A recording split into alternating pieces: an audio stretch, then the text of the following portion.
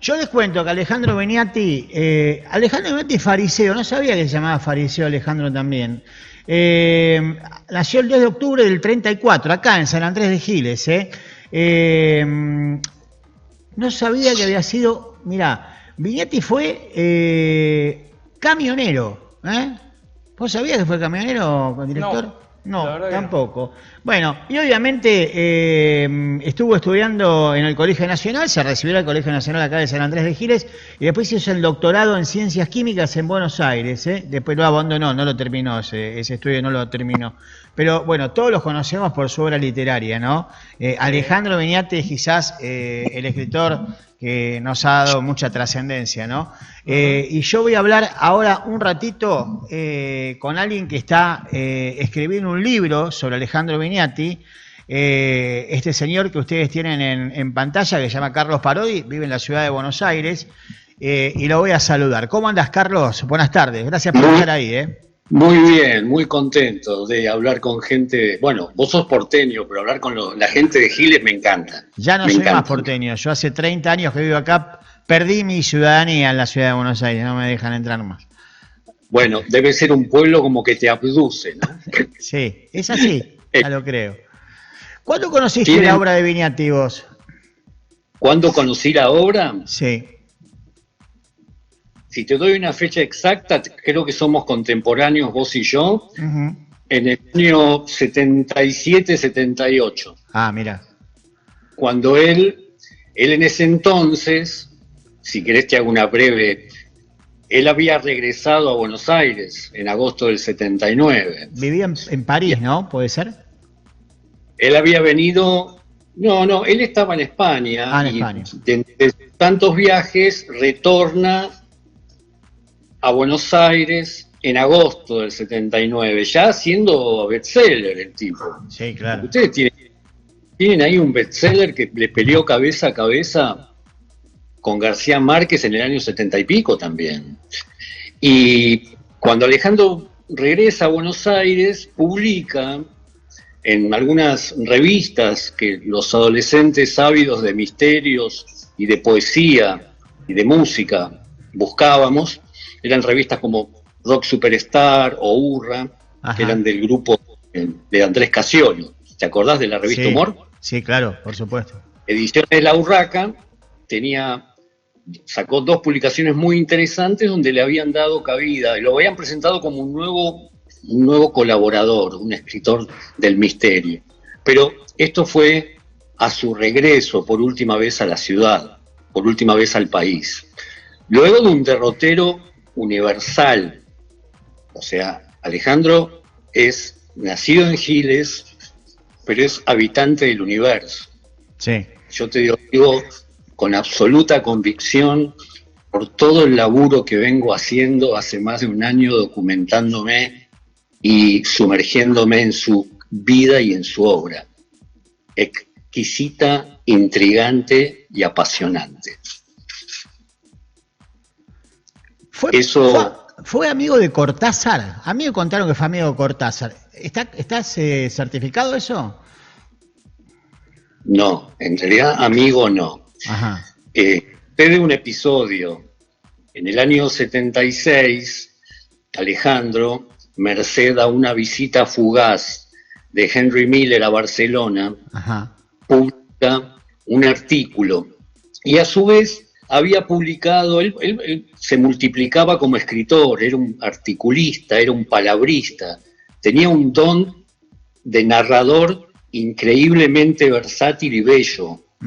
El mundo, su mundo mismo no le alcanzaba. El tipo iba siempre por más. La anécdota que tiene que ver con Cortázar viene a raíz de que Julio Cortázar recuerda que cuando él recibe correo en su casa, en su departamento en París, recibió una revista de Venezuela.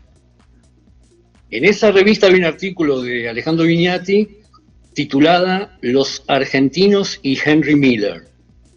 Y hace mención a ese artículo. No es que hubo un encuentro, como si lo hubo con García. Sí, con García Márquez.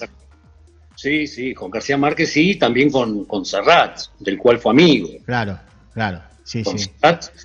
Se puede decir que fue amigo y hasta le usurpó la casa, y le cuidó los perros y se los paseó por la playa, hay fotos de eso.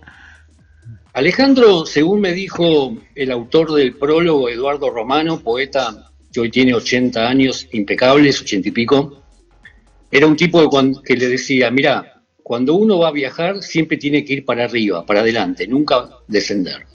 Y así fue. Un trotamundos, un tipo increíble, con una visión de mundo totalmente alucinada, creativa y en constante expansión. Eso es lo que fui descubriendo en la obra y en las cartas a las que pude acceder, merced a la gentileza de varios allegados, amigos, familiares. Una personalidad absolutamente tan enigmática como increíble. Eso era él. Vos me contaste que lo conociste allá por los 70 con las publicaciones de ediciones de La Urraca, de Andrés Cassioli. Sí. Pero ¿cómo surge en vos la idea de escribir un libro sobre Alejandro Vignati? Merced a dos hechos azarosos, que se podrá juzgar después si son azarosos o no. Plena pandemia, ordenando mi amplia hemeroteca y comprando libros por la plataforma más conocida de compra y venta de libros, me doy cuenta que compro un libro de Alejandro Vignati que ya tenía. Mi mujer en ese entonces estaba acomodando la biblioteca, me dice, se te cayeron 2 libros. Y yo, a los 2 días o 3, había comprado el mismo libro que ya tenía tirado atrás de una biblioteca. Ese fue el primer hecho azaroso. El segundo fue que ese libro que compré por segunda vez, yo lo había encontrado, y ahí arranca el libro, yo lo encontré tirado en una calle de Montevideo un verano del año 84. Yo estaba haciendo tiempo para tomarme en ese entonces el microondas. Sí. Vos no sé si recordás. Sí, sí, claro, bueno. Lo he tomado también. Salía desde el kilómetro 0 de la Plaza Cagancha, centro de Montevideo. Yo iba con destino a Piriápolis, me iba a instalar en una carpa, era una cosa, 23 años, ¿no? Imagínate. El mundo por delante. Unos micros norteamericanos con aire acondicionado muy grandes. Exactamente, eran increíbles. Bueno, haciendo tiempo por las calles me encuentro en una esquina, encima de una rama, un libro de tapas celestes, El Triángulo Mortal de las Bermudas. Lo desempolvé, lo sacudí, me lo puse en el morral y me lo fui leyendo, Montevideo, Piriápolis. Lo terminé de leer recostado en una playa. Todavía lo tengo. Se lo mostré a Graciela León cuando estuve. Sí. Todavía conserva granos de arena. Es increíble, es increíble.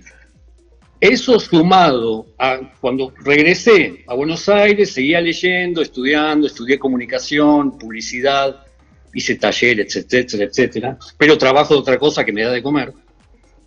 Y así fue, dije, ¿qué hay de este hombre en el universo, aparte de sus libros? Y hay poco y nada.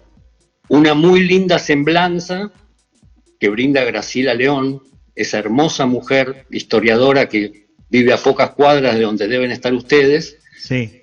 Y lo primero que se me ocurrió fue enviarles el año pasado, sin más, un mail a la Secretaría de Cultura de Giles, esperando que, presentándome como un porteño, periodista, escritor,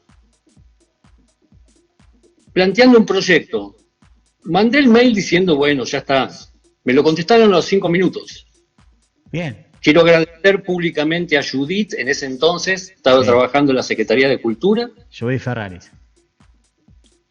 Me contactó con Graciela León y el 20 de marzo pasado nos fuimos con mi mujer el lunes, pasamos una mañana hermosa con Graciela en su casa, recorrimos el pueblo, me encantó, me pareció precioso, precioso. Fuimos a comer a un lugar que no me acuerdo el nombre, exquisito todo, y por la tarde visité la casa de Silvana Vignati, una de las 2 sobrinas, hija de Amílcar, su hermano menor.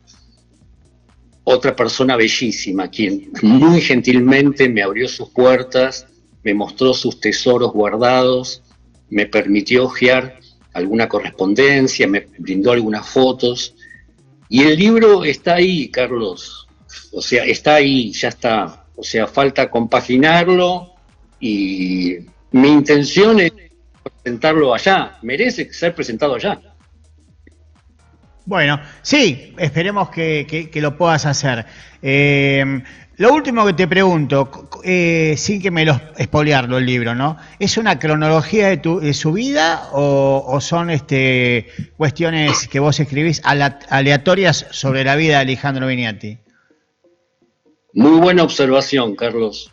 Marcelo. Perdón, Marcelo. Carlos era mi papá. Perfecto. Habla de tu oficio de periodista. Sí. Es un ensayo biográfico que yo acompaño con mi propia impronta de escritor, humildemente lo digo. Uh-huh. Voy interpretando los textos de él y lo he dividido en 3 estaciones. Una primera que arranca en Giles hasta que su vuelo poético lo traslada a Buenos Aires, luego su explosión como eterno viajero, el título va a ser ese, seguramente, Eterno Viajero, Alejandro Vignati, y después la estación terminal o final de recorrido, subtitulada ¿Existen lugares sin regreso? Es un subtítulo de Vignati, de sus obras. El tipo tenía una particularidad, tenía varias particularidades, no solo como escritor, sino como personaje en sí. Siempre al lector le hacía sentir que estaba ahí, uh-huh, con él, acompañándolo. En Houston, despegando el Apolo 11, en Cabo Kennedy, navegando las aguas de Bermudas, etcétera, caminando por las calles de Transilvania, acampando a orillas del lago Ness, por las Islas Baleares, en París. Se metía en cualquier lado este hombre. Y todos le abrían la puerta, porque era un tipo de un inmenso corazón. Uh-huh. He tenido la fortuna de reunir testimonios de gente que lo ha conocido a lo largo de su vida, en las distintas etapas de su vida. Y todos rescatan la hermosa persona que era Alejandro Vignati. Ojalá el libro que estoy escribiendo, que le estoy poniendo la mejor, lo estoy escribiendo con emoción, con amor, y realmente con muchísimas ganas de ir a presentarlo apenas lo tenga. Y si no lo tengo, quiero viajar a Giles de nuevo y sumar testimonios y demás, porque quiero hacer una obra bella, como la que merece. Carlos, te agradezco estos minutos, nos dejás con unas ganas bárbaras de seguir hablando y seguir conociendo lo que estás haciendo, ¿no? Pero bueno, tenemos que irnos ya. Te mando un abrazo y esperemos dentro de poco tiempo estar hablando de vuelta ya con el libro terminado y en la mano, ¿sí? Gracias por esto. Sí, te agradezco mucho, Marcelo. Saludos a todos San Andrés de Giles.